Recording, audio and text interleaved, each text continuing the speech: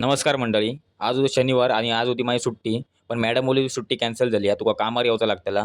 मग तसंच मी बॅग घेतलंय आणि भावाक बोलले मागा बाबा दिवा स्टेशनला सोड. भावान मला गाडी आणि दिवा स्टेशनला सोडल्यान.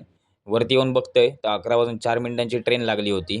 तसंच मी स्टेअरकेस उतारलोय आणि दिवा स्टेशनला प्लॅटफॉर्मला येईल. प्लॅटफॉर्मला ही गर्दी आमच्याकडे आठवड्याचे 7 दिवस आणि महिन्याचे 30 दिवस अशीच गर्दी असता. आणि दिवा स्टेशनला कधी पण यावा असाच तुमका दिसतला. माझ्या डोक्यावर आठीये पडले आणि नंतर बघतोय तर 11:04 ट्रेन 11:30 झालेले गाड्या तरी पण काही इलेली नाही.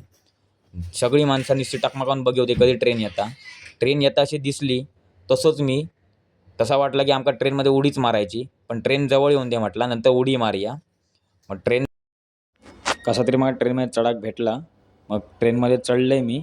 बघते तर ही गर्दी होती ट्रेनमध्ये. मग या गर्दीमध्ये कसं तरी उभ्या पण राहावं भेटला माका. बॅग ठेवले वरती. एकदा जो कुर्ला स्टेशनला पोचलंय. कुर्ला स्टेशनला पोचलंय तिकडे पण तीच परिस्थिती जशी दिव्याक होती. मग सरसरावून कंपनी जाऊची वाट धरलंय चालता चालता आमका मध्ये कृष्णा चौक लागता. कृष्णाचं दर्शन घेतलं त्या का म्हटलं आजचा दिवस माझा चांगलो जाऊन दे.